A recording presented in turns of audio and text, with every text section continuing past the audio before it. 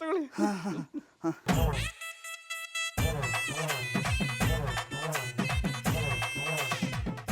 Darling, sweet heart, ಚಿನ್ನ, ಹನಿ. ಗೌಡ್ರ ಯಾಕೆ ಓವರ್ ಆಕ್ಟಿಂಗ್ ಮಾಡ್ತಿದ್ದೀರಾ? ಮಧುರವ್ರು ಜಾಸ್ತಿ ಆಯ್ತಾ? ರೀ ಗೌಡ್ರೆ, ನೀವು ನಡ್ಕೋತಿರೋ ರೀತಿ ಸರಿ ಇಲ್ಲ. ಓ ಅನೇಪ್ನವ್ರೆ, ನಾನು ನನ್ನ ಹೆಂಡ್ರಿಗೆ ಡಾರ್ಲಿಂಗು, ಸ್ವೀಟ್ ಹಾರ್ಟು, ಚಿನ್ನ, ಹನಿ ಅಂದ್ರೆ ನೀವ್ಯಾಕ ಉಸುರ್ಲಿ ಊದು ಬತ್ತಿ ಹಚ್ಕೊಂಡು ಅವ್ರಂಗ ಆಡ್ತಿದಾರಿ? ಈ ಗೌಡ್ರೆ, ಆ ಕರೆಯೋ ಯಾವುದೇ ಯೋಗ್ಯತೆ ನಿಮ್ಗಿಲ್ಲ. ನೀವು ಅದಕ್ಕೆ ಲಾಯಕ್ಕೂ ಇಲ್ಲ. ನಾಲಾಯ್ಕು ಅವನು ಅವ್ನ ಹೆಂಡತಿನ ಹಾಕಡ್ರು ನಿನ್ಗೇನ ಕಷ್ಟ? ಅವನೇ ನಿನ್ನ ಹೆಂಡತಿನ ಹಾಕಡ್ನ. ಮುಗೀರಿ ಚಿಕ್ಕಪ್ಪ, ನಾನು ನನ್ನ ಹೆಂಡ್ರ ಜೊತೆ ರೊಮ್ಯಾನ್ಸ್ ಮಾಡಿದ್ರೆ ಅವ್ರು ಯಾಕ ಮೊಕನ ಕೆಂಡ ಮಾಡ್ಕೊಂಡಾರು? ಏ ಬೇಕೂಪ, ನಿನ್ನ ಮನೆ ಒಳಗೆ ಕರ್ಕೊಂಡೋಗಿ ರೊಮ್ಯಾನ್ಸ್ ಮಾಡು. ಬೀದಿಗೆ ಯಾಕೆ ಬಂದಿದ್ಯಾ? ಆಮೇಲೆ ನಾನ್ ರೋಚಿಕೆತ್ ಬಿಡ್ತೀನಿ. ಅಂದ್ರೆ ರೋಚಿಕೆತ್ತು ನಿನ್ ಬಾಳಿಸ್ಬಿಡ್ತೀನಿ ಅಂದೆ. ಹೋಗು ಒಳಗೆ. ತೊಂದರೆ ಇಲ್ಲ. Darling, let's go to bedroom. ಗೌಡ್ರ ನಿಮ್ಗೆ ಏನಾದ್ರೂ ತಲೆ ಕೆಟ್ಟಿದ್ಯಾ? ಯಾಕೆ ಹೀಗೆಲ್ಲ ಮಾತಾಡ್ತಿದ್ದೀರಾ? ನಿಮ್ ಲಂಡನ್ ಚಿಕ್ಕಪ್ಪನಿಗೆ ಅನುಮಾನ ಬರಬಾರ್ದು ಅಂತ ತಾನೇ ಈ ನಾಟಕ ಮಾಡ್ತಾ ಇರೋದು. ಅವ್ರಿಗೆ ಅನುಮಾನ ಬರುತ್ತೋ ಇಲ್ವೋ, ಜಾನಿಗಂತ ಅನುಮಾನ ಬರುತ್ತೆ. ಅದಕ್ಕೆ ನಾ ಏನು ಮಾಡೋಕ್ಕದ್ದು? ನಾನು ಮಾಡ್ತಾ ಇರೋದು ನಿಮಗೆ ಸಹಾಯ. ನಿಮ್ಮ ಹೆಲ್ಪಿಗೆ ತುಂಬ ಥ್ಯಾಂಕ್ಸ್.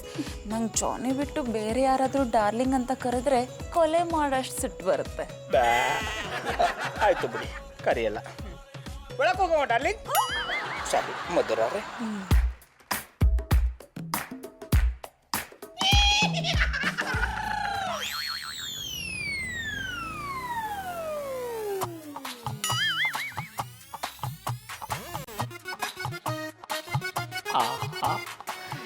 ಇವತ್ತು ನನ್ನ ಬೆಡ್ರೂಮು ಪಾವನ ಆಗೋಯ್ತು. ಮಧುರ ಅವರು ನನ್ನ ಹಾಸ್ಕ ಮೇಲೆ ಮಲಗರ ಇದ್ರೆ ದಿಟವಾಗೂ ನನ್ನ ಹಾಸ್ಕ ಅದೃಷ್ಟ ಮಾಡಿತ್ತು. ಆ ಅದೃಷ್ಟ ನನಗೆ ಯಾವಾಗ ಬರ್ತದೋ ಏನೋ. ಮಧುರ ಅವರು ಮಲಗಿರೋದು ನನ್ನ ನೋಡಕ್ಕೆ ಒಂದು ಚಂದ.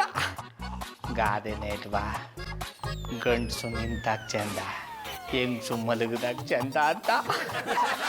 ಅದರಲ್ಲೂ ಸೌಂದರ್ಯವತಿ ಮಧುರ ಅವರು ಮನೆ ಕಡ್ರನ್ನ ನೋಡಕ್ಕ ನನ್ನ ಈ 4 ಕಣ್ಣು ಚಾಲ್ದು. ಬರ.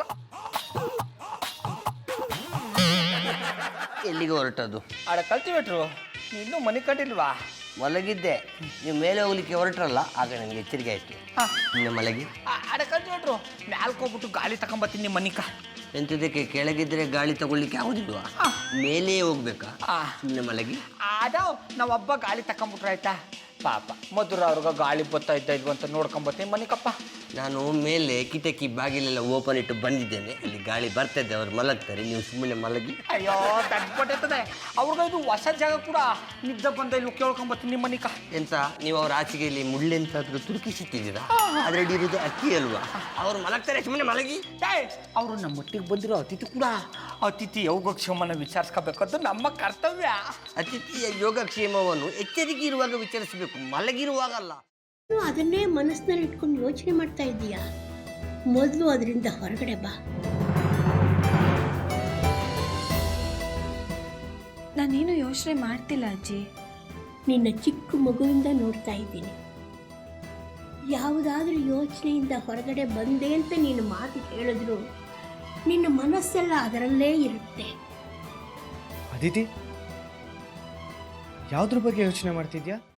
ಶ್ರೀಚಕ್ರ ನಮ್ಮ ಕೈವಶವಾದ್ರೆ ಇಡೀ ಜಗತ್ತೇ ನಮ್ಮ ಪಾಳೆ ಪಟ್ಟೆ.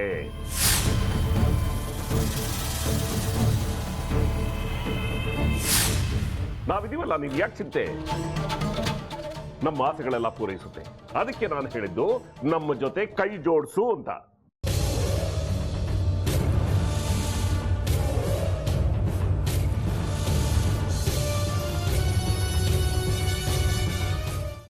ವೆಜ್ ಖಾರ ಬಾತ್ ಮಾಡುವ ವಿಧಾನ: ಒಂದು ಬಾಣಲಿಗೆ ತುಪ್ಪ, ಸಾಸಿವೆ, ಕಡಲೆಬೇಳೆ, ಉದ್ದಿನಬೇಳೆ, ಗೋಡಂಬಿ ಹಾಕಿ ಹುರಿದು ಕರಿಬೇವು, ಬಾಡಿಗೆ ಮೆಣಸಿನಕಾಯಿ, ಕ್ಯಾರೆಟ್, ಬಟಾಣಿ, ಟೊಮ್ಯಾಟೊ, ಕಲ್ಲುಪ್ಪು, ಬೆಲ್ಲ, ಬಿಸಿಬೇಳೆ ಬಾತ್ ಪುಡಿ, ಅರಿಶಿನ, ರವೆಯ 3 ಅಳತೆಯಷ್ಟು ನೀರು ಹಾಕಿ ಚೆನ್ನಾಗಿ ಕುದಿ ಬಂದ ಮೇಲೆ ಹುರಿದ ಬನ್ಸಿ ರವೆ ಹಾಕಿ ಕಲಸಿ.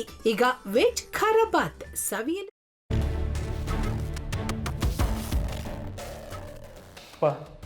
ಇಷ್ಟೋ ತನಕ ಡೆಲಿವರಿ ಆಗಿಲ್ಲ ಅಂದರೆ ಅಕ್ಕಂಗೆ ಏನಾದರೂ ಪ್ರಾಬ್ಲಮ್ ಇರ್ಬೋದಾ? ಆ ಥರ ಏನಾದರೂ ಇದ್ದರೆ ಡಾಕ್ಟ್ರು ಬಂದು ಹೇಳ್ತಿರ್ಲಿಲ್ವ ರವಿ?